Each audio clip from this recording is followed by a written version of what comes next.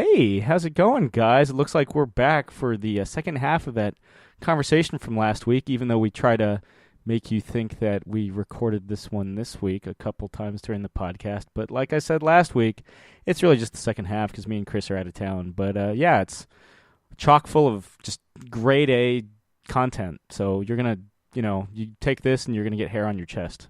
My dad always used to say that about like eating my vegetables, like I wanted hair on my chest. I never wanted hair on my chest. Thanks, Dad. But yeah, so we'll go ahead and get into this one. See you guys on the other side. So check it. I was playing Skyrim recently. Oh yeah, I freaking love this game. You fucking nerd. My guy's name is Oliver Queen. He's a bowman, but he looks like Moon Knight. And because there's an outfit in that game that looks exactly like Moon Knight. You're such a fucking nerd. Anyway, it gets even better. At 2 a.m., around that time, I realized I was sitting in my room playing that game, headphones on, riding a fucking dragon, right? Bow and arrow in hand. And I had headphones in, and I was listening to Ray of Light by Madonna. And so, as I'm torching bad guys, flying on a dragon, you just hear, and I feel like and and I'm just kind of like jamming along.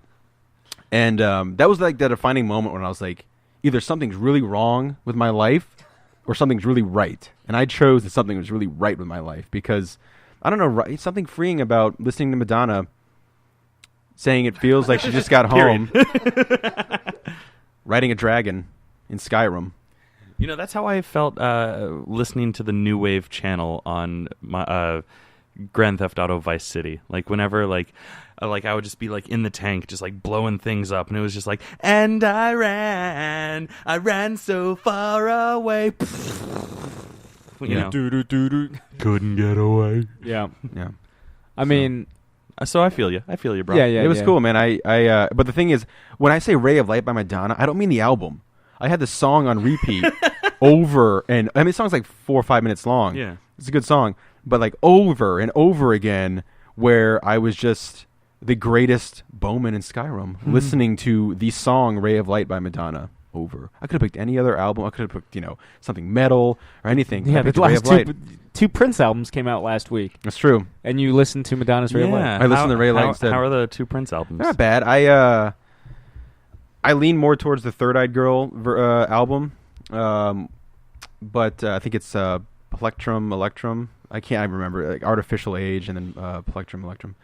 It's good. I mean, it's still like got to listen to it more and kind of focus more on my favorite songs and whatnot. But it's not bad.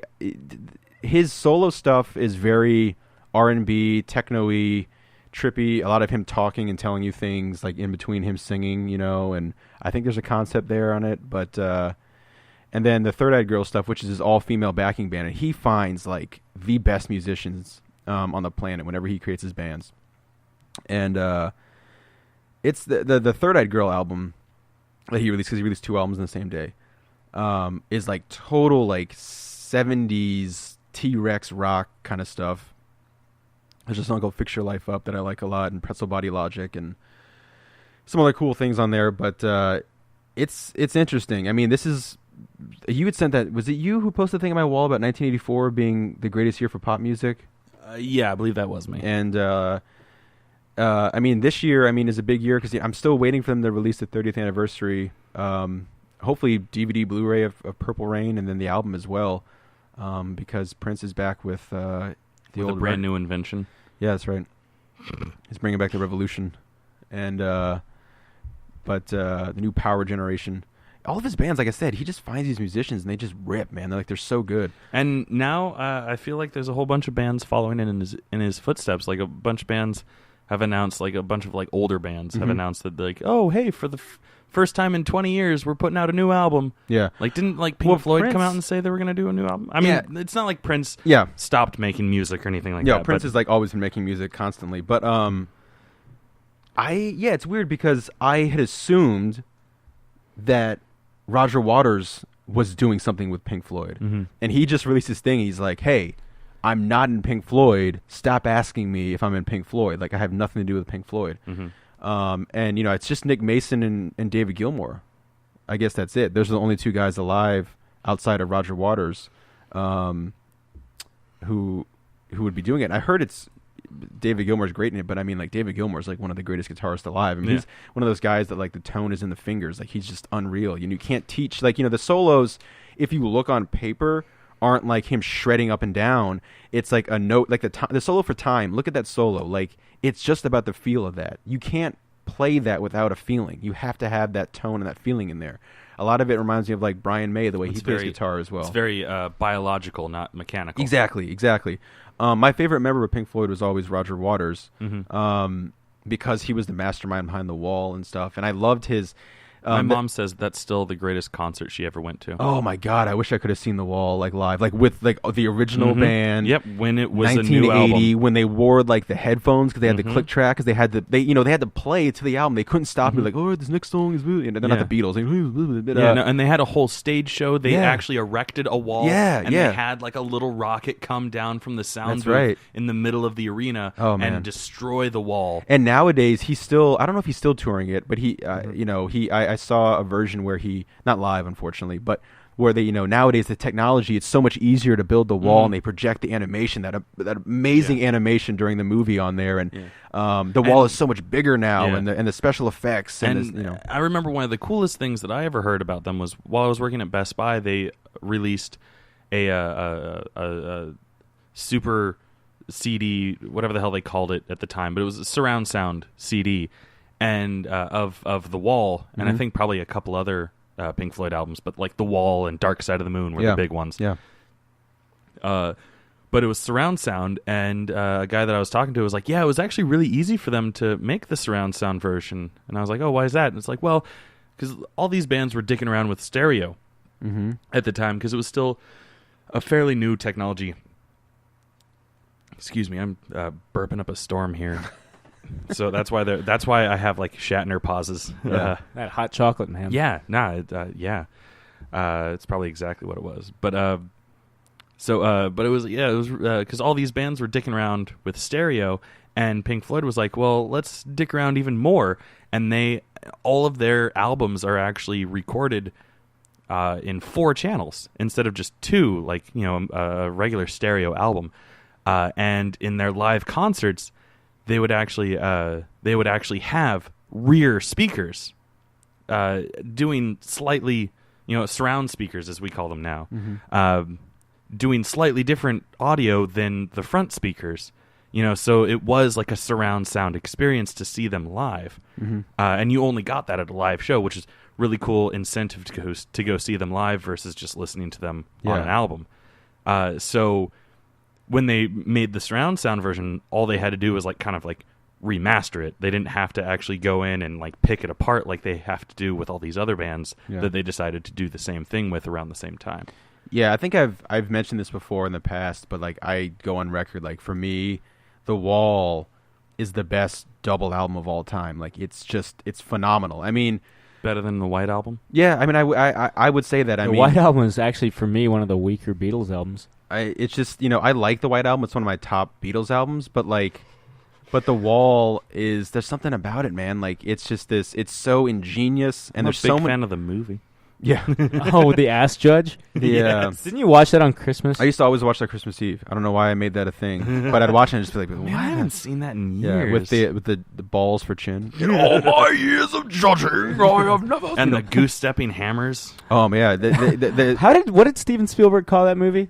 I remember, I think I'm probably going to be misquoting him exactly, but the basic idea was they were at a premiere of it, and the director was sitting either in front of or behind Steven Spielberg, probably behind him, and he heard Spielberg lean over and be like, "This is the worst piece of shit I've ever seen," or something along those lines. And the director's like, "We did it," because Roger Waters wanted to play the lead.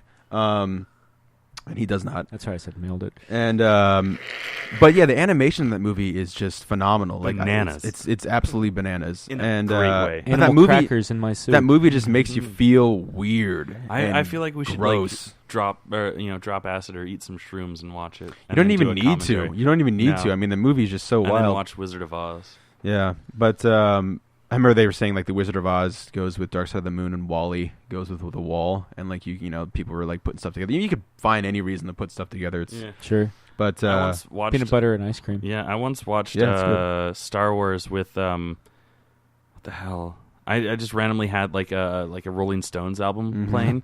And, Tattoo you. And I was like, this syncs up so well, and it was really just like Darth Vader nodded his head like while Mick Jagger was saying something. Yeah. Yeah. But yeah, man, The Wall. Like I said before, produced by Bob Ezrin. Something else that you, in addition to Prince, you also maybe watched your first episode of Dragon Ball. I did. I watched. Still haven't watched Trouble with Tribbles though. I'll let you guys know, man. It's been like 10 episodes since we referenced that, so I felt like bringing it up. I like that callback. Yeah. It constantly is in the back of my mind when we're doing this podcast. I'm like, oh, I can't wait, and then I forget. But the episode of Dragon Ball that we watched was basically 25 minutes of a animated geezer, basically mind masturbating to Japanese women. To porno mags. Yes. Oh, Master Roki? Roshi? Master Roki. Master Roki. Karaoke? Yeah. Stags? His name was Styes! I like the episode. I like the episode. No, it's Stags now. Forever and ever. I like the episode. It's weird. I mean,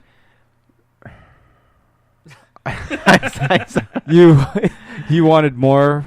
No, you should have just watched. You should have just watched the live action movie. I've watched with Emmy Rossum. I've watched. Now I sound like Master Roki. Roshi. I've watched which movie did I watch? The Android one. Oh yeah, Super Android 3. Where he spends like the entire movie getting the Earth Bomb ball ready. Spirit Bomb. Yeah. Yeah. After he gets punched in the nuts. Yeah. Wait, that wasn't just during the Frieza battle? He does like the Spirit Bomb God in almost every movie. Yeah. Well, I mean, like I said, I'm down to watch more Dragon Ball and Dragon Ball Z. It's just I remember it's going to be a long one. I remember I went through my anime phase. That's right. I'm going to call it a fucking phase because for freshman year of high school, I was like that was when Toonami. Oh God, I love to Toonami. date myself a little bit. That was when Toonami like really kicked it into high gear. Yeah. They had their like 4-hour block or something. Probably wasn't 4 hours, but it was like Sailor Moon, Dragon Ball, Gundam, another episode of Dragon Ball. It was Dragon Ball, Dragon Ball Z. There was Sailor Moon. There was there was G Gundam. Is Gundam Wing. Okay. For the time period that I'm referencing was actually just Dragon Ball Z and Gundam Wing and Sailor Moon, and I want to say something else like Tenchi or something like that. You know, Tenchi in Muyo. Tokyo. No, the one before that. Tenchi Muyo. Yeah, but then they also did Tenchi in Tokyo after it. But yeah, so like I would sit there and watch all of it, and like for that whole year. So like an entire school year of programming, I'm sitting there watching it, and they got through maybe 30 episodes of Dragon Ball Z because they were airing it as they were translating it. So they would get like 10 episodes done, and then they'd be like, shit, okay, play those 10 episodes again while we translate the next 10 episodes. Yeah. And then they would get those 10 episodes done. And it's like, okay, let's marathon all 20 episodes that we have. They would always go back to the beginning. Yeah, all the way back to the beginning. And then start over again? Yeah, Good Lord. I saw the first like Saiyan 2 story. Saga. Yeah, I watched like an expert on the early Dragon Ball episodes. Yeah. From Raditz to Vegeta to the Namek Saga.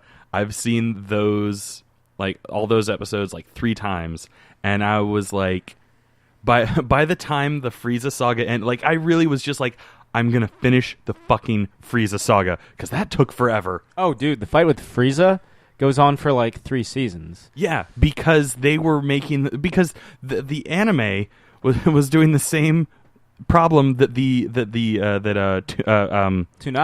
Funimation yeah. They had the same problem that Funimation had, except where Funimation was trying to translate it to English. Toei Studios had it worse. Yeah, because they were pulling straight from the manga, and they had caught up to the manga, so they were like, okay, let's just make this drag on while the manga finishes writing the story. Like the fight with Frieza in the manga is like one book. Yeah, it's like maybe... I had that book for a little while. Yeah, it goes really fast. Like you watch like the re-edit where they re-edited it recently, where it's none of the filler. It's just stuff straight from the manga, and it's like 10 episodes long as opposed to 3 seasons. Yeah. Like there's no... Whereas like in the manga, like everybody fights Frieza. Yeah. Everybody fights Frieza. Yeah. And everybody fights him for a very long time. And when Goku finally fights Frieza, he fights him for like 50 episodes. Yeah. He's like, I'm going to take you in my regular state. Now I'm going to use Kaioken. And then I'm going to become Super Saiyan. Yeah. Well, no. Now I'm going to build a Spirit Bomb while Piccolo buys me time. Yeah. And that Spirit Bomb itself probably took an entire season. It was like a week. Yeah. It was like a week of programming. Yeah. For him to build up this Spirit Bomb. And then he fucking missed. No, he hits him. I know, but... he survives. Yeah. Ugh. The thing is, if you never watch the movies, and there's actually... Some people don't know this. There's like 14 Dragon Ball Z movies. Yeah. And the Spirit Bomb almost always works in the Dragon Ball Z movies because you got to wrap that shit up in an hour and a half. Mm-hmm. But in the series, he uses the Spirit Bomb 3 times, and it only works once. At the very end when he fights Boo. Like, it doesn't work against Vegeta. It doesn't work against Frieza. And then it works against Boo. But for me, like, the high point is actually like the Android and Cell Why stuff. did he keep using it? Like, you spent all that time and it doesn't work the first time. Yeah. You spend all that time again, it doesn't work the second time. You're like, oh, fuck it. Like, you know. Well, he always makes it more powerful. When he uses it against Vegeta, it's just... How big is it when he throws it at Boo then? Because it was like the size of a planet when he threw it at Frieza. Fucking enormous. When it's the size of a sun! He basically gets all the people of Earth, he doesn't just tap their energy to make this thing, he gets them to give like as much energy as of their life force as they can. He kills several people, sucking out their life force, because they were on death's door anyway. It's gonna work this time, and it's gonna work this time. To his credit, it does. Yeah, it finally destroys him. Yeah, no, I finished the Frieza saga, and then I watched some of the Trunks stuff that happens afterwards. Yeah. And I want to say Android 12 or the cute blonde girl and her twin brother 17 and 18. Yeah. I watched some of that because that's right before Cell, right? And then and then I want to Cell comes back to absorb those two to make himself more powerful. Yeah, I want to say that Cell started, and then they jumped back to the beginning of the series, and I was like, "Fuck it, not watching this again." So you never saw the last third of the series? No, I still haven't to this day, and you never will. I don't plan on it. You crossed your arms and just never. Written it off. And that was more or less where I left anime in general. I really liked I really liked Gundam Wing. I liked Endless Waltz. Cowboy Bebop? That's on my radar because it looks so much like Firefly. Yeah, it's really cool, actually. And it's on my radar. I watched Attack on Titan because a lot of my friends were all up its ass. It's a good ass to be up. It's good. Yeah. Captain Levi's the best. Yeah. My favorite. Sure. I really didn't follow it that well because, again, it was before the English translations. I can't do anime with the English translations. I can't do it. I'm such a... Even Dragon Ball? I'm such I'm such a slow reader that I have to. I am too, but I tried watching Kill La Kill. Because a bunch of my friends are up that's so creepy. That reminded me of The Wall. That first episode reminded me of The Wall, the animation. It's fucking nuts, and I love it. The teacher busted. Oh! He's just he punches the kid. I love it, but I watched the first 5 episodes, and I was like, there's way too much going on. The edits and everything is so fast. I can't read that show. I need to be able to understand what they're saying. Yeah. So I think it has an English translation now, so I might try it again. Yeah. For me, because it's bananas in a wonderful way. Yeah, and so was Attack on Titan. The one thing that pissed me off about Attack on Titan is a while ago I started developing this zombie story that was supposed to be post the zombie war and just about survivors and stuff like that. And the opening scene to Attack on Titan, save for it being a zombie horde versus these weird giant things, it was almost the exact same as the opening scene for my zombie movie and Attack on Titan, and I was like, you sons of bitches! And they're just you snooze, you lose, Chris. But in Japanese, so whatever that is. Pokemon. Okay. I mean, I was Sure. waiting. Yeah, I was hoping. I was waiting for Sam to do that. I figured Sam would know it, Me not too. because you're Asian, but because you know a lot of languages. Pokemon just means like monster. Like Oh, I could way say- to yeah. ruin that like visage of you, Sam. Yeah, you instead- could have just let it go. I could say something like Hokkai suru no yo, which means you'll be sorry and stuff like that. okay. We'll Okay. stick with that. Mushi mushi ano ne. So desu ka. Watashi wa American jin desu. Gajinki. Zoinks, yo. No, gajinki. Not jinkies. Gajinki, which means like a humanoid version of. A humanoid typhoon. Sure. The only Japanese I ever knew was from the Queen song Teo Toriate, Oh yeah. like what they sing in Japanese. Not What from about- Styx's Mr. Yeah, Robot. what I was about to say, domo arigato. Well, I Mr. mean, like Roboto. that, but like they sing like entire verses in Japanese because when they went to Japan, they were greeted with such open arms, like the freaking Beatles, that they had such a Were great they relationship greeted with Japanese. with arms wide Japanese. open, much like Creed? No, Or open arms like Journey. yeah, Or Hungry Eyes, like the band that did Hungry Eyes? So anyway, let's silence that. Hungry Eyes. The only anime I like go but super bananas for is Full Metal Alchemist. Can we call this episode Super Bananas? I was Since actually we have Full Metal Banana. Well, I've already. Here's a like. Don't lift the veil. Yeah, you'll see it when it happens. The veil's been lifted like every episode. Yeah, there's no veil. There's left. no veil, and I never cared about the I veil. love how I cling to this idea Yeah. that people either one care Yeah. or two don't know Yeah. what Veil's happens gone. behind Everyone's the scenes. seeing our bare It's like- asses, man. It's like, Yeah. yes, okay, we've already watched all the Batman movies, but we haven't released the commentaries yet. No, yeah, the thing nobody cares. We're about to start watching Halloween movies for next year's Halloween. Damn right. And we'll do it again. And we will. Oh my god, we already know what commentaries we're going to re-record for my birthday, which isn't until April. Yeah, and we know what commentaries you're going to record for your birthday in 2016. Actually, I'm not. Do you? Because I don't. I have placeholders. I know what you should listen to. I know 2 out of 3 of them. You. That's so creepy. And like, don't tell me. I want to know if you were right. Okay. Like, okay. don't I know ever, what Jake's are too. Don't ever list what they are so that I can see them and be influenced by you. Then I want to I have see. to change the I want to schedule see then. how. I haven't looked that far in the schedule, so that's fine. But I want to see how creepily accurate, like your like. Somewhere on the spectrum, just like knowledge of people. If is. there's one thing we've learned about me, it's that one, I love girls, like girls, like girls. Yeah. you don't Hate Don't like it. get carried away. Hate everybody, If there's one thing we've learned, it's these 3 things. and I'm creepily, Yeah, that's a very and I'm Chevy Chase creepily thing to do. accurate. Yeah. One, he likes Except for girls. math. B, he hates everybody. C, creepily accurate. Yeah. Yes. Oh, But while my we're talking, bruised rib is coming back because I'm laughing so hard. I'm glad though that you mentioned Halloween movies. I'm Because sorry, what was I about to stop you from lifting the veil on? I was like about the Oh, break. yeah, about how this is a Two-parter, Mm. and I've already got names for both parts. Do you already know where we're gonna split the episodes up? Because I have an idea. I do too. Yeah. Okay. I don't. We'll collude. I mean, after by the this. time people are listening to this, they'll know exactly where we chose. one would hope. I can't wait Yeah. to hear. Yeah, I can't wait. Damn right. I have no idea. he'll do it again. Yeah. But, no one understands why that's such a loved thing by me. Yeah, that's not almost Because like they no one will hear it.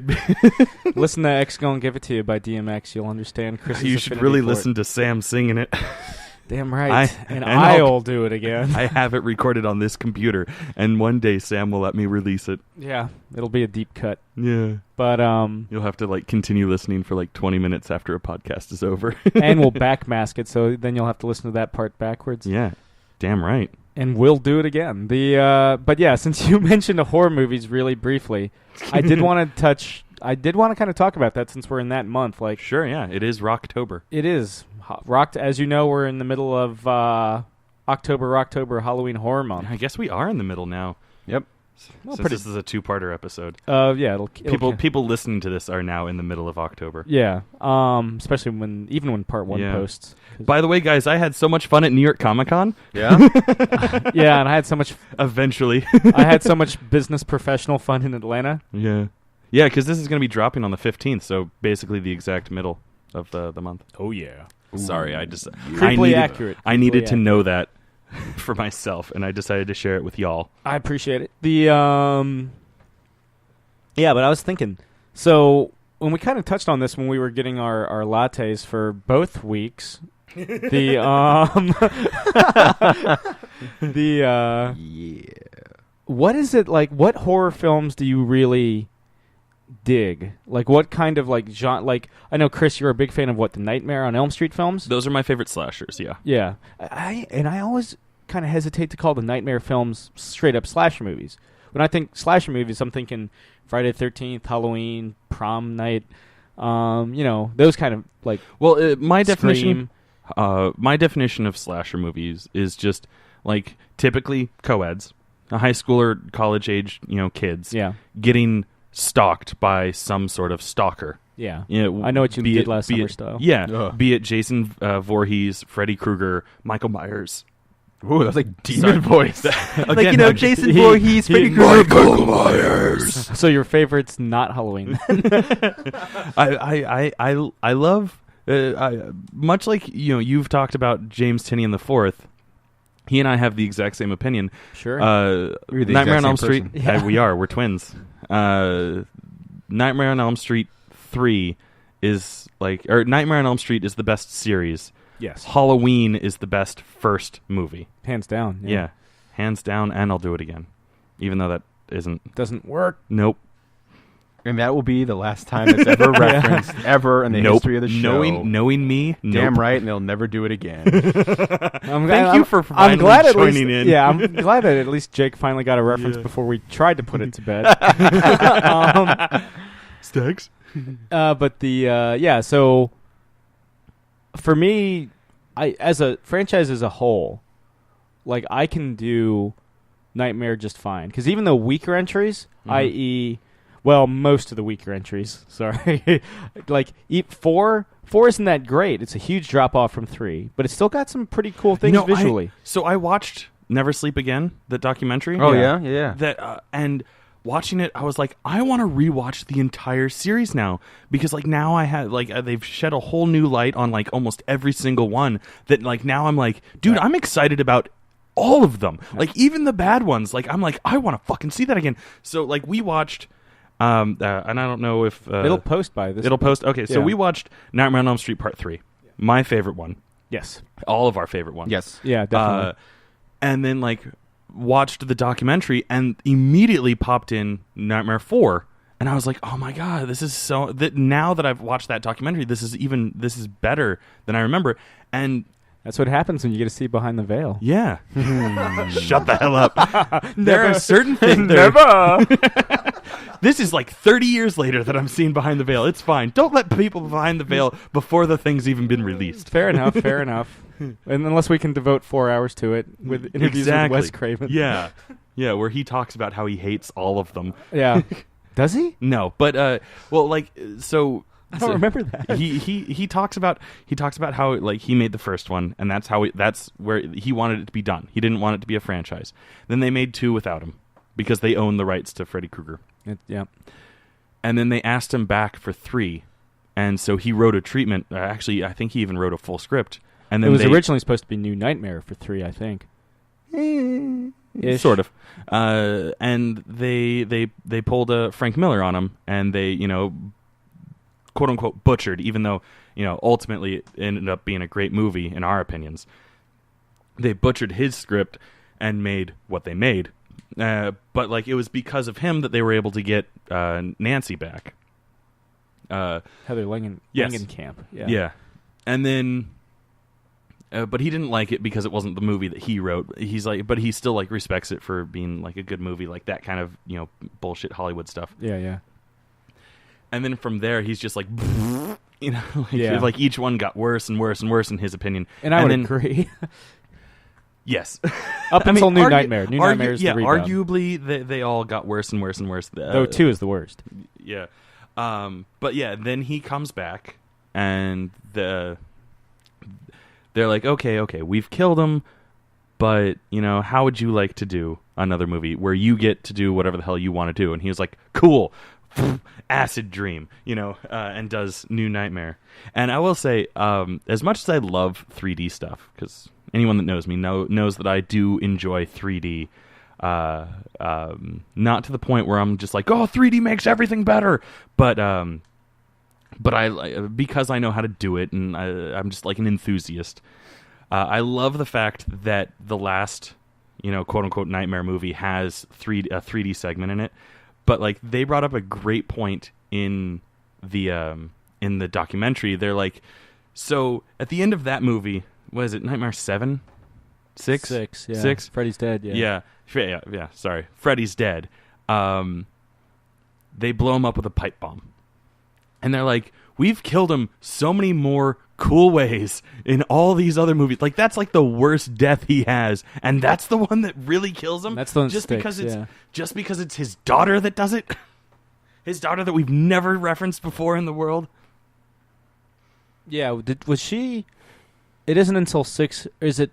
It's either 5 or 6 that they first bring her up. Either the Dream Child or Freddy's dead. It might be just Freddy's dead. Freddy's dead.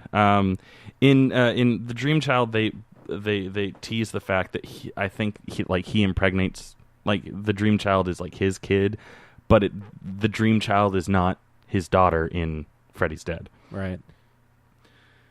If I remember correctly, but it's been like 10 years since I watched the whole series. But yeah, I mean, Freddy vs. Jason's a great flick. Oh, I love it. I do. I love that movie. Yeah. That was the most, like... yeah, when he talks about Freddy vs. Jason, I hope you guys visualize this. He's totally masturbating. I don't know if you can hear that. No, I no. think it might be making noise. A little. On the mic. I'm looking at the levels. But the... I mean, you keep talking over it, so... Yeah, sorry. Why am I still doing it? I don't... Because you really want it. You really like that movie. The Catherine Isabelle is in it, and she's one of my favorite actresses. My favorite Canadian actress. I'll go ahead and throw that out there. She's one of my favorite actresses. What is your guys' stance on the 2010 remake? Mostly thumbs down. I like Rooney Mara as an actress. I know it almost ruined or ended her career. That she was like, she's like, when you do like an audition and you just got it, like you're gonna get it. She's like, that happened to me, and I was like, damn it, like I didn't want this role. Damn. Then why audition? Yeah, well, I mean, like just you got to get your face out there, man. And I thought Jackie Earle Haley was a good Freddy. Sure, yeah. I think he's a great actor. My problem with it is that they tried to do homage to the original movie, and it ended up just looking like they were ripping it off. You know what I'm saying? Like, I know what you're saying. The homage ripping and tearing. Wild women. The awful women. CG wall thing. Yeah. Like how is it that a movie that was made in 1982, 84 has an effect that looks better than a movie made in 2012? Yeah. Because it was funny. It was just like, hey, here's we're just gonna have this, and then he does this kind of like weird, like they disco they go dance all thing. Out and kind of thing. Boo. Like I will say, boo indeed. Yeah, I will say the coolest part of that movie, in my opinion, was when she falls through the floor. And I forget exactly what happened, but it was kind of like that was like a true like homage to like Nancy not being able to run up the stairs because of the oatmeal steps. But like this one, she just fell through the floor. And that looked damn cool. And that's something that they probably would not have been able to do in the 80s. But they pulled it off really well in the 2000s.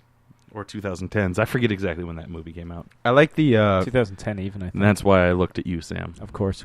I like the Friday the 13th remake better. The Michael Bay? Yeah. Better than the Nightmare on Elm Street remake. What about the... I'll agree with that. What about the Texas Chainsaw remake? With Alexandra Daddario? That wasn't... Well, no, you're talking about the remake in 2003? With Jessica Biel? Yes. That one was good. I really liked that. I mean,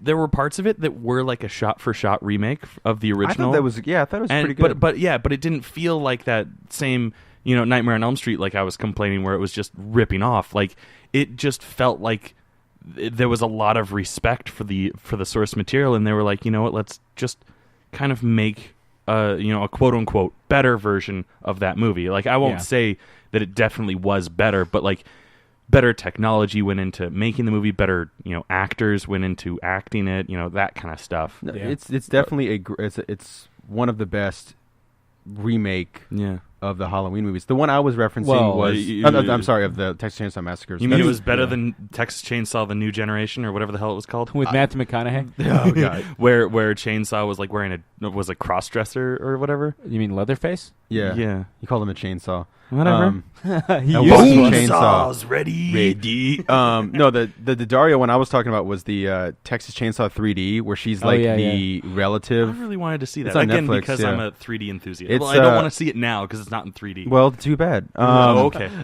The Does Dario get like the True Detective treatment? no. Well, then, It's interesting because like I only she wanna see finds it if out she's getting her she ass fi- eaten out by she, she finds out that Woody Harrelson is not in the movie. She finds out that she There's is no Max Harrelson. that she is related to Leatherface. Of and kind course. of like they team up and they kind of like kick ass and stuff. It's They all team right. up? Yeah, they team up in the end. She's like, "Get him, brother!" And like she they kind of kick ass together. The way that the Rob Zombie Halloween should have ended. Yeah, I love the Rob Zombie. Those are Halloween your favorites movies. of the remakes? Oh, definitely, like by far. I love I love Rob Zombie, but like I can't remember her name right off the top of my head, and the internet's not doing too well in my house right now, so I'm not going to be able to look it up. But one of the girls, not the main girl, not the girl that plays Lori. Taylor Scout Compton. No, That's no. She's Lori. That's Lori. Yeah, no, You're not thinking her. the one that was The dark-haired girl that like wears the Oh cheerleader yeah, Daniela uniform. Harris. Yeah, who was in She Who was in the you son of a bitch. I was about yeah. to say she plays Laurie's niece or cousin or whatever in like The Curse of Michael Myers. 4 and 5. Yeah. She makes Michael Myers cry. Yeah. And one of my friends, I might have referenced him on an earlier podcast, Robbie. He runs this thing called Bloody Tit Night, which is a great like pseudo monthly thing where we watch bad movies in his basement. He will occasionally play the Rob Zombie Halloween movie on his DVD player, and he has a VCR still there in his basement. So he pops in like Curse of Michael Myers in the VCR, and we're watching Rob Zombie's Halloween. And when it gets to the scene where Danielle Harris runs out of the house with her, top off, he just starts flipping back and forth between Curse of Michael Myers, so everyone feels really creepy because they see her topless as like a 30-year-old, and then they see her as like a 12-year-old, and it's really funny in the moment. And you guys aren't responding. I mean, it's well. weird. Yeah. He runs a thing called Bloody Tit Night. He wants to weird people. Well, out. I remember when I saw the Rob Zombie's Halloween in the theater. Like when that scene happened, I felt really weird because I had watched, those movies, and I'm a fan of the Halloween series over any of the other Friday the 13th or Nightmare series, and it was really weird. Also, that scene is just horrific. Like she's being dragged on the floor and like she's screaming for Lori. Yeah, it's great. That's just like a super dark, awful scene. But Here's my problem with the Halloween movies. Love the first one. like in general? Yes. Okay. Love the first one. Yeah. Second one's okay. It's just like it's more Mike Myers. It's the night he came home continued. Yeah. I actually like 3 because I can separate 3 from the rest of the franchise. It's meant to be a standalone movie, completely unrelated. Michael Myers. Because Michael Myers Yeah. dies hard at the end of the second one. Yeah. It gets really weird after 3. I enjoy those, but like I was telling you guys, like for me, it's 4 and 5 is where it becomes like a made-for-TV sci-fi movie. And then he's like a Celtic, like... And then Paul Rudd shows up in the 6th one. Yeah. And then in Resurrection, it's... Okay, so it's fucking canon now in the Halloween franchise that Busta Rhymes is more powerful than Michael Myers. The thing that is unfucking real about the Halloween movies, unreal. This is the most ass-backwards, bass-axe-words way you can come up with a reason for a sequel. It's in the end of H2O, where she cuts Michael Myers' head off. And right? it's not Michael Myers. Okay, you cut Michael's... Okay, whatever. Yeah. We believe it. Right, Cut his head off. sorry, yeah. Resurrection, you find out that not only is it not Michael Myers, but it was a security guard or an EMT guy who gets his larynx crushed and put in the Michael Myers outfit. So that means she kills a guy who's innocent. Now, granted, he can't talk, but he could take the mask off at any point. Well, no, wasn't he crushed Oh no, he had his He had his hands out. He was reaching Yeah. for her. Because Yeah. obviously when they made H2O, that wasn't the case. Yeah. Yes. And they just went for like the craziest way to explain it. So then she's in the insane asylum in the beginning. Although I do love the beginning. That's a of great Resurrection. beginning. For me, it's like Halloween 1, Halloween 2, H2O, and then the beginning of Resurrection. Like the part where like up until he kills Laurie Strode. well, that part's great. When he kills Laurie Strode, it's awesome. And then he walks in, and that one guy's like obsessed with serial killers, and he just gives the guy the knife and walks away. His job's done. You know what I mean? Yeah. Like that, because the whole point in the first one was to kill Laurie Strode. You know what I mean? Yeah. Like other people got in the way, but it was to kill Laurie Strode. Yeah. And then like I said, I love the first or the Rob Zombie's Halloween, and I do love the second one. Now I don't say it. I love it because I was like, oh, it's because that is a violent, dark, It's horrible movie. grimy, like it's yeah. so like I remember I saw it with one of my buddies before work. And he was like, dude, I can take a shower, man. Like, that movie is so violent. And it's just so, like, one of the most violent death scenes I've ever seen. And not gory, but one of the most just violent death scenes I've ever seen in a movie is in Halloween 2. And the cool thing is, Rob Zombie being a fan of horror and the Halloween movies in general tricks us into thinking that Halloween 2 is taking the exact same route as the original Halloween 2. That's all a dream. And then it kicks into the real world where Laurie's, like, totally just depressed and living in filth and, she doesn't know that she's the sister, until the second one. And she finds out when she reads the book. And one of the coolest little, like, Rob Zombie moments is when she finds out that she's actually Michael Myers' sister. Am I Evil by Diamond Head is playing in the background, which is such a cool thing because, like, that's all she could think about. Like, if he has the power to do this in his blood and in his DNA, does that make me the same thing? That's what I mean, and that was the entire hook that got Rob Zombie to agree to come back. Mm-hmm. I think his explore that in Halloween his two movies it's a great story of a new take on the Michael Myers story. I really, really like those two movies. So that's all I gotta say about that. But yeah, and Sabretooth, Tyler Mane, great Michael Myers because he's like super imposing. Yeah. We're the same height. Really? Yeah. So you're the same. You're It's one of my life goals to be a stalker. Like not like in terms of like slasher movies, like Okay. or a slasher to be the antagonist in a slasher film. yeah, yes, or protagonist if it's like that kind of Ooh, flip the trippy story. script, Yeah. I also like Tucker and Dale versus Evil. Yeah. Oh, that's a great movie. Yeah. Spoilers. I I love the guess not really. yeah, but yeah. I like I said, the Friday the 13th remake wasn't very good, but I enjoyed it. Like I said, more than the Nightmare. Starring one of the Winchester brothers from Supernatural. Jared Padalecki. Here's the thing. The one that was on Gilmore Girls. That's right, Dean. That's right, on Netflix now. Watch it. Yeah, here's Best the show ever. thing. So, I like. My biggest. Sorry. Go ahead. Here's I'm the not gonna thing. be a I dick. like. But you can be in a second. Be a dick and interrupt you. Okay. Like I just did. Right. The and He-Man. and you did in a second. I can get behind about half the Nightmare films. I can get behind maybe 3 of the Halloween films. 1, 2, and One, 3. Actually, about half of those too, because it's the first 3 and H2O, and maybe the first Rob Zombie. There are no good Friday the 13th movies. There's not. There's not even the first one. Like yeah, they all suck. Yeah. Every single And one. They're like almost Toxic Avenger status. Yeah, and like for the great reveal. Don't tell Chad that. For the great. Jake knows Chad. Yeah, Chad's a good dude. I hope Yeah. he's listening. Yeah, but he would fight me because Freddy vs. Jason came out while I was working at Blockbuster with him, and we would like argue over who was better, and he was like, "No, Jason all the way." I do like Jason more than Freddy though, but even though I always like that, you've mentioned this during our Nightmare 3 podcast, which is now up, and you guys should totally listen to. Jason, yeah, Freddy's kind of like the Joker. Yeah, he really likes to play with his prey and kind of delights in that, and I always like that aspect. I do like it's so like metal when they bring Freddy into the real world and Freddy vs. We need to watch Freddy vs. Jason one of these days. It's gonna be one of our picks. And he brings him in the real world, and he just fucks him up. It's like just like new metal's playing in the background. Basically, just like the crushing whole soundtrack is new metal. Yeah, and he's just like crushing dudes left and right, and like throwing them all over the place. And yeah, it's pretty awesome. Freddy only kills one person in that entire movie. Really? Yeah. Oh wow.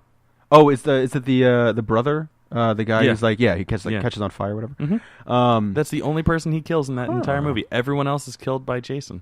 Jason's the best, dude. Yeah, because like I said, his problem with Jason is that Jason keeps killing, and he's like, "Fuck you! You were just you keep taking my."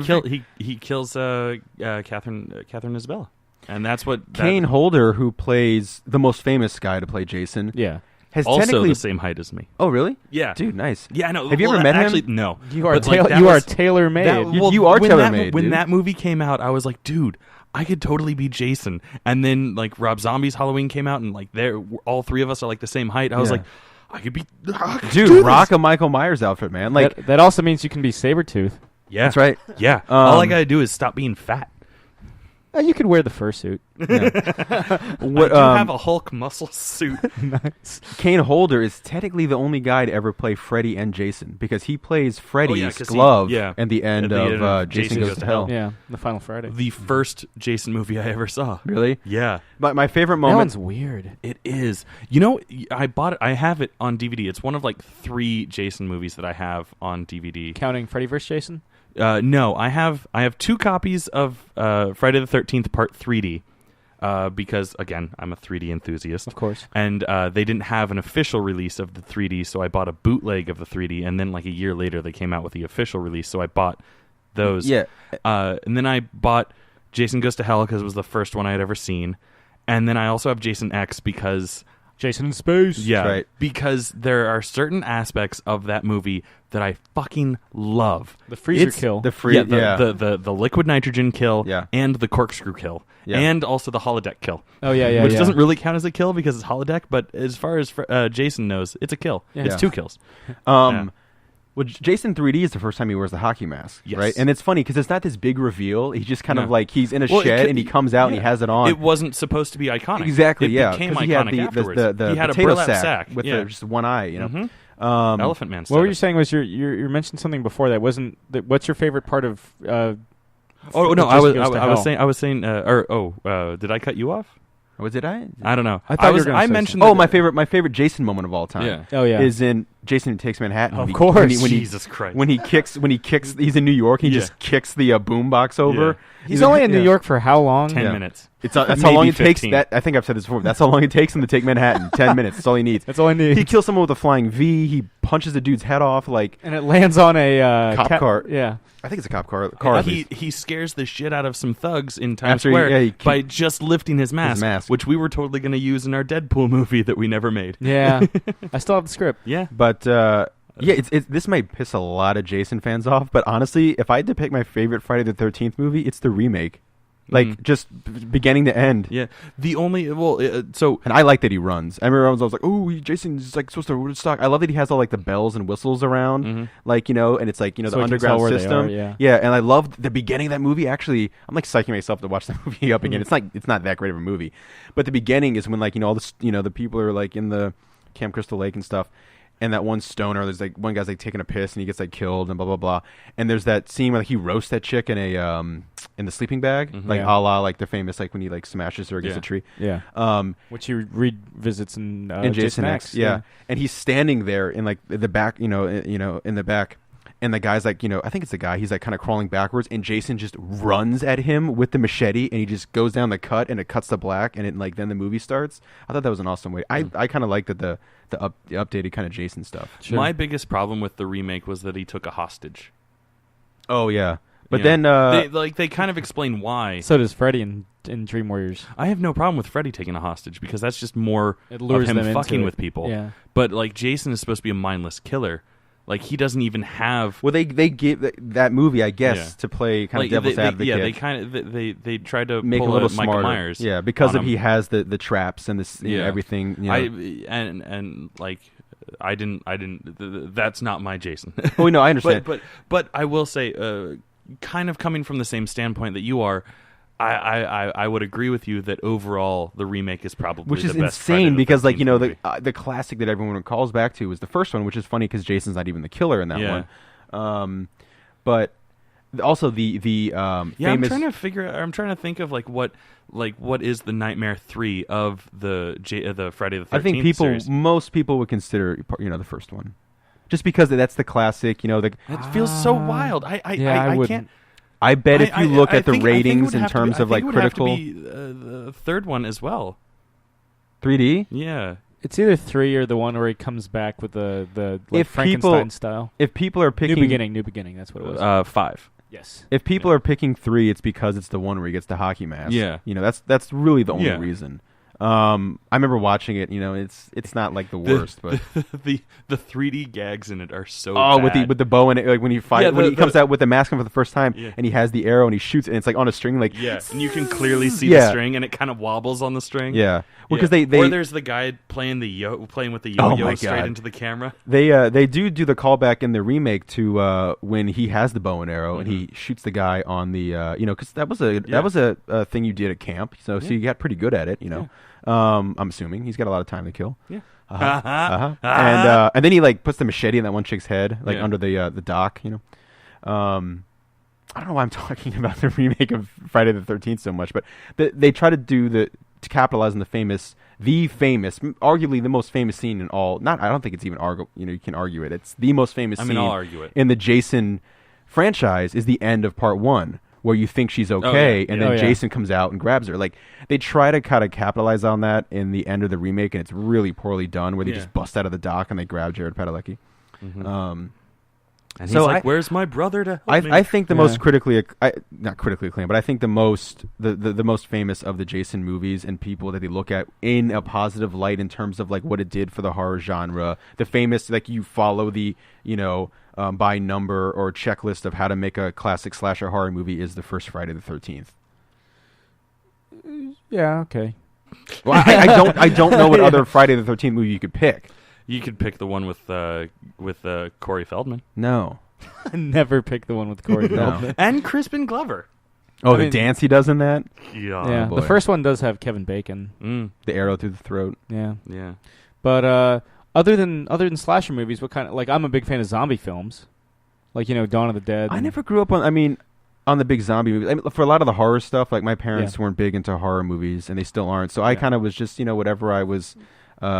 Supposedly, when I was like really young, I saw The Fly, the Jeff Goldblum Fly. Ooh, and, wow, and that's according, brutal. and according to my mom, like I loved it as a kid. I remember watching it years later in college, and I was like, "How the fuck did I love this? This movie is like disturbing. It's to this day, it still disturbs the hell It's out a of me." Lynch film, man. I do love It's Cronenberg. Cronenberg. Shit. Yeah, Wow. I do Sam. love. I got outstoned. I do love. I do love the original Fly a lot. Like that's one of my favorite horror Vincent movies. Price, yeah, totally. It's a great movie. But I'm sorry, I didn't want to. But yeah, just going ahead. Like I never really grew up with a big zombie. Yeah, I'm kind of the inverse, right? Because I watched whatever horror movies my dad liked. My dad likes all horror movies except for slasher movies because he doesn't like. He feels, and I kind of agree with him. I definitely agree with him. If you rely too much on jump scares, it's just a novelty. Of course, you're going to react if there's a really loud noise and something jumps on the screen, Like Five Nights at Freddy's. like Five Nights at Freddy's. Yes. There's the Is exception. it a chicken? Is it a chicken? Is it a chicken? Where's the It's chicken? a chicken, guys. It's a chicken. Chicken. Where's the chicken? But that's the exception that proves the rule, and it's a video. I hate that phrase. Yeah, me too. But I needed to use it because Is it right though?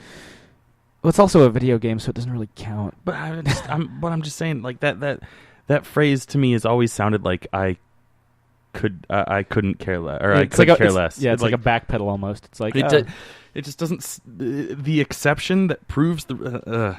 Can we just have an hour-long podcast complaining about that? Fuck this phrase. Yeah. Fuck this phrase with Chris, Jake, and Sam. I'm Sam. I'm Chris. I'm Jake. And fuck this phrase. Fuck that phrase. But for me, I kind of was. I'm not gonna say raised on slashers, but that's what you grew up with. Yeah, that was the majority of what I grew up with. It wasn't until high school that I started branching out into the zombie movies by Romero and shit like that. So definitely the inverse, because it was around middle school that I started watching more and more slasher films. I think it was late elementary school actually that I was watching like John Carpenter's version of The Fog, and I was watching Nightmare on Elm Street, or I was watching the Scream trilogy and all that. Yeah, I love the Scream movies. I love all 4 of them. I don't even care. I never saw 4, so you want to borrow it? Maybe. Yeah. I like the first 2. It's so good. Allison Bree's in it. I know she gets killed. Yeah, does she? I know who gets killed. Oh, okay. Yeah, I saw the movie and she gets killed. And Emma Roberts Emma Roberts. You picked the right Roberts. young lady Roberts is in it. Daughter of Eric Roberts. Yeah, she's adorable like she is in everything that she does. Yes. Were you about to say you disagree? No. I just know things about Scream 4 that I can't talk about for all our listeners that haven't seen. Fuck it, she's the killer in Scream 4, isn't she? Yes. She is. Fuck it. Tanzania, She is. yep. I mean, yeah, the movie came out like 3 years ago. Yeah. I just did not like that movie. I love it to a point.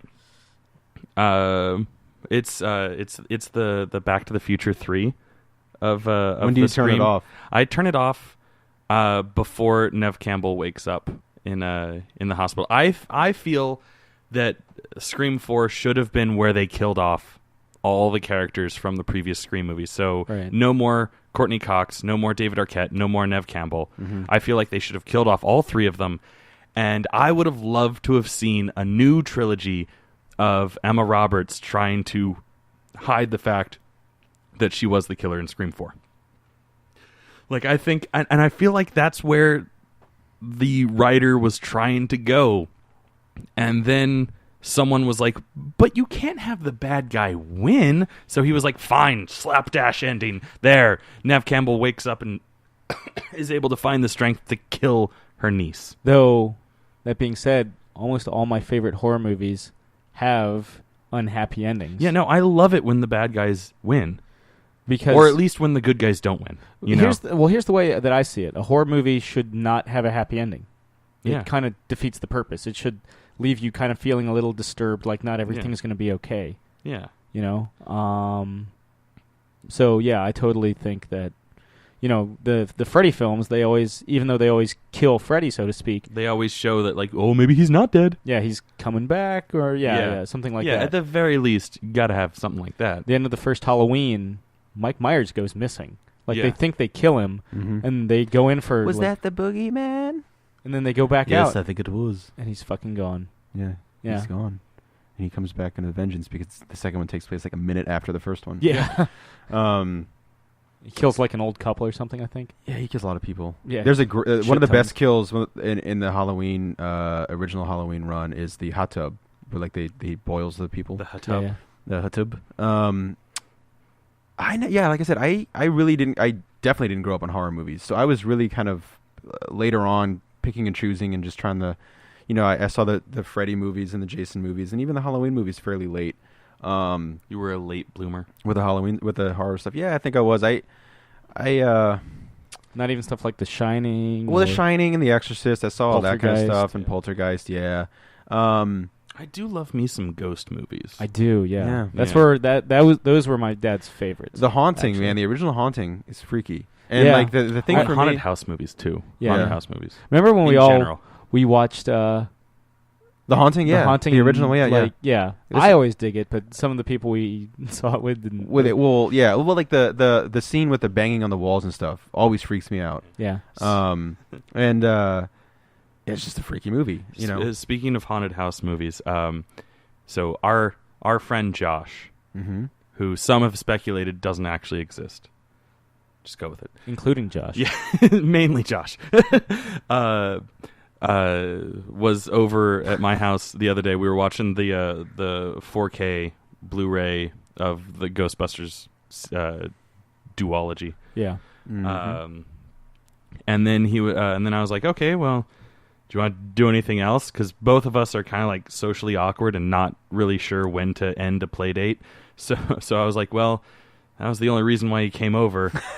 Do you want to leave? Because I have nothing to do, so you don't have to leave, but I don't have anything else planned for us to do. I'm going to bed if you want to just watch me sleep or something. I don't know. Yeah, and like he sat there and he was like, I don't know. I don't really have anything else to do. And I could leave. You know, the same thing that happened when he was here when we were about to record the episode. Megaforce. Yeah. And we were like, we don't have an extra pair of headphones for you to listen to this to, so you're just going to be kind of sitting there. Do you want to leave? You know, like that kind of... The general rule is when you go flaccid, it's time to leave. Yeah, and... well, he was able to get it back up and suggested that we watch this classic haunted house movie called House from 1986. Oh boy, you guys played House? We did. And I recommend everyone pause this podcast and go look it up on Netflix because it is fucking bananas, and I loved it. And one of these days, we're going to do a commentary to it because you guys are going to either love it or hate it. And I don't care which one. It might be a Wild Wild West for you guys where I'm the only one that likes it. It might be a Waterworld where everyone hates it. No, because I'll be sitting there just going, oh, this is great. Has there ever been a 2-on-1 podcast where 2 were for and 1 was against? Or commentary? I don't think so. I think all of our movies were either unanimous or... Only one. Or only one. me. Yeah. Yeah. like Super Mario Brothers. I think we were all, I don't know, I feel like we were all jamming with Super Mario. Oh, yeah, Were we we? jamming with Super Mario Yeah? Bros. Okay. Yeah. And it's just we were getting tired at the end. Yeah, that was a long one. That was. Yeah. And it had a secret scene at the end. Yeah, if you guys Thank didn't you, know Sam. that, there's a post-credit scene in Super Mario Brothers. But, And what was the other movie? Oh, fucking Battleship with Taylor Kitsch. Oh, yeah. Yeah. Check that which one we out. haven't actually watched. That's that's a Jake long movie, loves it. too. Yeah. It's fun, man. That's It's not fun. even on the docket unless Jake wants to sub out Detroit Rock City for it. No. But Don't lift the veil. Bill, but you're looking about or they already see it. I'm gonna have a T-shirt with my face going Yeah. and don't lift the veil. They already see our ass. It's fine. Ugh. I didn't say they would enjoy it. Yeah. Or maybe they do. This podcast is designed to raise your buttocks to the ceiling. Raise your anuses I to the don't heavens. care what your real wording is. I'm making it my own. I came up with some really fucking unusual karaoke come-ons lately. Yeah. More than the usual ones. Are there new ones? Yes. I can't wait. Song specific, of course. Good. For fat bottom girls? For fat bottom girls. Yeah, I think I can come up with something by Friday for But fat do you bottom. really need to have an intro to Fat Bottom Girls? I think that song says it all. You know what I mean? I mean, I could say this song is meant to get all your curves a clack-a-lackin'. That would be the intro to that. Yeah. I don't specify gender either, gentlemen. Yeah. I don't know if you've noticed on this podcast yet, but he appreciates all curves of crack-a-lackin'. Or cack-a-lackin'. Clack-a-lackin'. Fuck it. Flack-a-lackin'. Fuck it. Like sports bars. That's a... Yeah, okay. So, yeah. I missed that one. The sports bar? That one flew right over my head. It's like not wearing a sports bra. You just keep bouncing. Yeah. Okay, so where did a sports bar come into? Because I fucked it He up, fucked it up last time. last week. Yeah. You mean 2 weeks ago? Yes, I do. I had a great time in New York Comic Con, guys. I had a great time in Atlanta. I had a great time just being alive another week. Just hanging out in Just Virginia. having a week off. Yeah. Just inhaling that air, that Yeah. oxygen. Yeah. The ripping and the tearing. The ripping and the tearing. Yeah. Mm. Hedonism too. Yeah, if you guys don't know what we're referencing there, have we ever told them I to... don't think we I have. don't know if we should even spread the idea pause of people this ever watching podcast. that video. No, do it. It's like the worst. Look it up. The wild women, the ripping and the tearing, the ripping and the tearing. You'll get- Hedonism too. Yeah, you'll get a link to Rick from Hedonism 2, and it's terrible, but glorious. Amazing. One of these days we're going to podcast live from Hedonism 2. Oh, I don't know. No. I don't know if I want But the wild women, the ripping and the tearing. The ripping and the tearing. The ripping and the tearing, for me, as somebody that would theoretically do said ripping and said tearing, doesn't sound very appealing. You know? What would you rip and or tear? Oh, I think we all... We're going know. down a dark fucking path here. Jake, if given the opportunity, what would you rip and or tear? Paper. So I recently rewatched. The Mad Max Fury Road trailer? Yeah. Pause this podcast right now and watch the trailer. For Turn Mad off Max. this podcast That's right now. and watch Never the- listen again. But, Except yeah. for you, Josh and Corey. Keep listening. Yeah. And Stormy Powers. Yeah, whoever Stormy Powers is. Thank you. Or Swifty Powers. Swifty? Swifty. Yeah. Stormy Powers sounds like a porn. To be fair, so does Swifty Powers. Jeez. Anyway, yeah. Is Stormy Power the guy that was the news anchor on How I Met Your Mother? Ah! Jesus, you can never drink hot chocolate again before a Don't throw podcast. This has been William Shatnerized the entire time. That wasn't William Shatner. That was almost that one was almost. I'm about to fucking upchuck everywhere. I don't know what's going on. The look of terror. Is that the guy from How Much? Is that the guy? Oh, projectile vomit. Can you do that take one more time and not sound like you're about to vomit, Sam? Yeah. It sounded like Colossus in the X-Men game. Or David Lee Roth. Ever. I should just Terrible. not be allowed to speak for more than like 10 seconds. Do you want me to at a get time. you? Do you want me to get you a glass of water? Or No, something? I'm fine. We're almost done. I'll just get a water after we're done. But what were you saying? You were rewatching? Oh, Like I 10 minutes was ago. just saying that to like get rid of what we were talking about. But Rick from Hedonism 2. yeah. Ripping in the tear. Every time you guys fucking mention that, I'm gonna chime in with He-Man, and we're just gonna get off topic with it. Yeah, That's what you've been rewatching. exactly. That's what we're Is that rewatching. what you would rip and tear? He-Man is the classic He-Man cartoon from the '80s, which is very interesting. He-Man. They relaunched it in 2002, which is actually pretty good. I think they did a cracked article about like that show got great reboots or shows being canceled because of like screwed up toy merchandising. I think Like Young Justice. the 2002 And Green Lantern, the animated series? the 2002 He-Man was part of it. Sorry that too many girls watch Young Justice. That was literally the reason why it got canceled. Too many girls, not enough boys. Seriously? Yeah, It like doesn't make any because sense. boys are Oh, the that's ones right. that are more I- likely to buy action figures. I remember Paul Dini complaining about Yeah. that on Fat Man on Batman. Yeah, That's insane. It was stupid. But yeah, I've been watching He-Man and Young Justice is a great cartoon. It Watch is. it. Pause this podcast and watch all of Young Justice. And Green Lantern, the animated series. I can't vouch for that, but sure. and all 160 like 5 episodes of He-Man. Okay, He-Man. the original He-Man series was 2 seasons long, and it almost had 200 episodes. That's craziness. That's almost as much as Dragon Ball Z. Yeah. And so And they're both just as good as each other. I've actually never seen the Masters of the Universe movie with Dolph Lundgren though. And I'm fine with that because Have you seen The Punisher with Dolph Lundgren? No, I have not. Uh, But I've been reading DC Universe versus Masters of the Universe, which is actually a kick-ass book. Basically, I haven't finished it yet. But spoiler so alert. it could suck at the end. Yeah, it could suck balls. Yeah. It's funny because you see He-Man versus Superman, which is a classic. You know, He-Man's not talked about very much nowadays because like not that many people read or talk about He-Man. But for me, like it took Doomsday an entire issue to kill Superman. It took him multiple issues to kill but I Superman. mean, like the final like throwdown fight, like real throwdown fight, you know, Yeah. in 75. In DC Universe versus Masters of the Universe, He-Man kills Superman in like 2 pages. Like he stabs him in the chest with the power sword, and then Superman goes, "How?" You know. Disintegrates. Yeah, it disintegrates. I'm sure it'll come back. I mean, they're fighting in honor of Superman, the Justice League, and stuff. But it's actually pretty cool. I mean, they're doing some really cool things with dealing with some nods to the classic Masters of the Universe mythos and the Justice League DC mythos. But revisiting the classic He-Man series is fun. It's on Hulu for free. I mean, or Hulu if you have the service. Is it on Plus?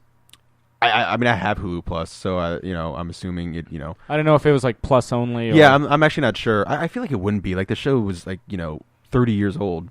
Sometimes people are weird about it. Yeah. But check out if you're interested in He-Man for any reason. I think he's actually kind of a cool underused character because it's basically this is like a really in a nutshell way to say what He-Man's all about. It's basically Shazam in the barbarian times. Prince Adam. Shazam. Prince Adam It is. reminds me of the Herculoids. Prince Adam is in the original cartoon, which is why it might confuse people. To save on animation costs, they use the same body type for Prince Adam and He-Man. So it's the exact same Jack Duty, just in different clothes. Where in reality, in the comics and in the 2002 relaunched animated series, he's just a normal guy before he does the whole by the power of Grayskull I have the power. Yeah. And then he becomes like the jacked He-Man, who is, if you're going by like power standards, like the most powerful dude, not on the planet, not in this in the universe. Like, so technically, He's a master of the universe. he is a master of the universe. So technically, he can beat anybody in any realm and So anywhere. it's not even a contest. It shouldn't even be a contest. Like, I love Superman, but when I was reading the comic DCU versus Masters of the Universe, it was fucking awesome when he killed Superman because, they also they have their reprint in the back of the comic of the first time they met in the comics where he looks like, the Peter Criss bowl haircut, when he, with He-Man. And I was reading the current run of He-Man. And Volume 2, it's the origins of all the different characters, Man-at-Arms and, Battle Cat and He-Man himself. They have an origin of Skeletor. And the artist, I'll show you guys some stuff later, but like the artist I'm drawing a blank on him. It's the creepiest issue because on the 2002 relaunch, he's a guy with a normal face. Just like Frank Langella in the movie. Yeah, I'm not a huge fan of the look in that either. Like, you know what I mean? It's kind of weird. None of the look is cool. Yeah, and Skeletor for me, like, is one of the greatest, most hilarious villains of all time. But in this, it's fucking terrifying because he's a normal guy who gets acid thrown in his face. And so he Two-Face. So he puts a hood, but it's a one face. But he puts a hood on. He puts a hood on. So the rest of the comic, he's walking around, and you see like glimpses of like a eye socket, in the light, and glimpses of like a snaggletooth kind of thing on the bottom, in the light with his hood on. And he's like talking to him, blah blah blah. And you see like occasionally steam rising from his face. And then eventually he finally reveals himself. He's like, you can call me Skeletor. And he puts the helmet back. And it's basically just a skeleton with just like burned flesh on it, like falling off. And he takes on the mantle as Skeletor in the end. But they make him a little more serious in the 2002 cartoon because in the original series, he's basically the reason that the plans never go through isn't necessarily because of He-Man. It's because like one of the henchmen screws up or Skeletor messes up. But yeah, I was watching an episode of Comic Book Man, and they had this statue that this guy brought in from the 2002 relaunched animated series, and it looked really cool. And I was like, "Oh shit, man! I haven't watched He-Man in a while." Like that's, that day the next thing I'm gonna be watching is He-Man, and it's I don't know. I never really thought about the character as much, and I think he's more of a parody now, thanks to like memes and online YouTube and stuff. But he's actually a pretty cool character, and the comic's actually not bad, especially the DCU versus Masters of the Universe. Who knows? It may end terribly. I think I'm only halfway through, but it's kind of a cool character. That was like the random character I've been kind of reading and obsessing over lately is Prince Adam and He-Man, the Master of the Universe. Speaking of comic book men, you were talking earlier, like before we started recording. I think it's been a while, so you might have said this on the podcast already. Who knows? But the Star Wars Laserdiscs. Yes. Yeah. I just felt like bringing that up to talk about how cool I am that I have them all on Laserdisc because I am, as well as a 3D enthusiast, I'm also a Laserdisc enthusiast. And you mentioned, like, I had seen them when I bought it. I had seen them going on eBay, like the special collector's edition box set that I have for like $200 a pop. And I got mine for like $25, and I thought I was so cool. And then you talking about the episode of Comic Book Men where the guy was trying to sell his for like $100 a movie. No, I think it was like $100. Like it was like either like $100 or something around that for all of them, and either he doesn't sell them or they sell for next to nothing. I can't remember. I think Walt was like, "Who's gonna want to watch? How can you watch these nowadays? Like, who's gonna want this? You know what I mean?" I like I said, either it sells for next to nothing or it doesn't sell at all. I can't remember exactly. I still felt pretty cool because I paid only $25 for 3 movies that I can watch because I still have a Laserdisc player. And at the time, it was the only way to watch the original trilogy in widescreen, period. Otherwise, you had to get the special editions to get it in widescreen. So I was like, yeah, fuck yeah. And then the Harmy's despecialized editions came about, and if you don't know what those are, pause this podcast and look that up. Harmy's despecialized editions, they're Blu-ray quality, but they're basically the theatrical prints. Which is always cool, so you don't get the random song and dance number in Return of the Jedi. Oh my god. No, it's the original song, and I can't remember what it's called. I used to know what the song was called in Jabba's Ewok Palace. song too? Well, yeah, and the original Ewok song, Yub which Yub. I would Yub Nub, or no, Yub Yub, Yub Yub, Yub Yub, Yeah. Ewok. Oh yeah. jigga-da-doo. For me, this may be insane. It always, I know they weren't saying this, but it always sounded like they're saying, Luke is finally home. Yo. And it's like, well, yeah, he is. He just got back from fucking the Death Star. I actually... Not fucking the Death Star, but he got back from being on the Death Star. I used to actually know the entire English translation of that song, too. It's like, freedom. We've got freedom. So that Paul McCartney song that he wrote on Driving Rain is basically... Okay. Yeah. Exactly that. Yeah. But it's in a different language, so no copyright infringement. That was smart. That was a good move. Well done, Ewoks. Well done.